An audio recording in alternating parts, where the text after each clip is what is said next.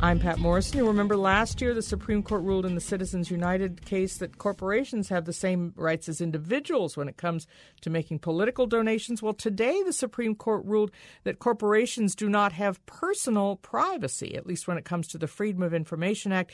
This was the case brought against AT&T. AT&T had won an earlier appellate court ruling. The Supreme Court disagreed. The Chief Justice John Roberts said the phrase personal privacy refers just to that, persons. But he says that the decision is narrow because it only applies to the Freedom of Information Act and the information that was sought from AT&T. Ann Weismann is chief counsel for the Citizens for Responsibility and Ethics in Washington crew, filed an amicus brief in the AT&T case. She's former deputy chief of the Enforcement Bureau of the FCC. Thanks for being here. You're very welcome. So a lot of people were hanging on this decision, waiting to hear what the court would say. Was the surprise that the court ruled as it did, or was the surprise that John Roberts said, no, this is only very narrow? Hard to answer, and I guess in a way, maybe the surprise is that it was narrow. I think the reason there was so much interest in this is, as you point out, last year the court decided Citizens United and really gave a very expansive view to, the rights, in that case the First Amendment rights of corporations. And the fear here was that they would use this case to continue that trend and say, not only do corporations have First Amendment rights, but they have personal privacy rights as well, which really contradicts everything we know about, corporations and certainly under the FOIA, how they're treated.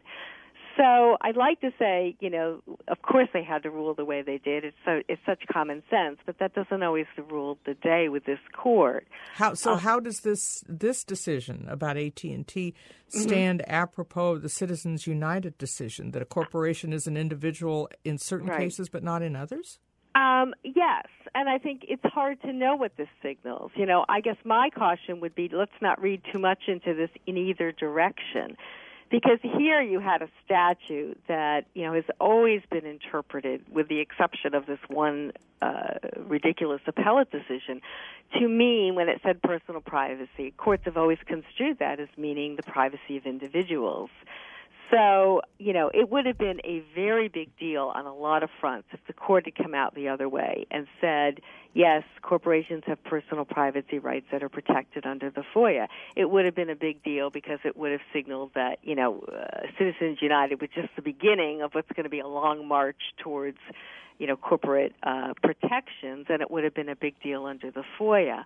I don't know what it means in terms of Citizens United. I think it's too soon to know whether that's sort of the high water mark and we're going to recede from that, or whether the court will continue to vigorously protect the interests of corporations. Ms. Weismann, what was the case, what were the specifics of the case with AT&T?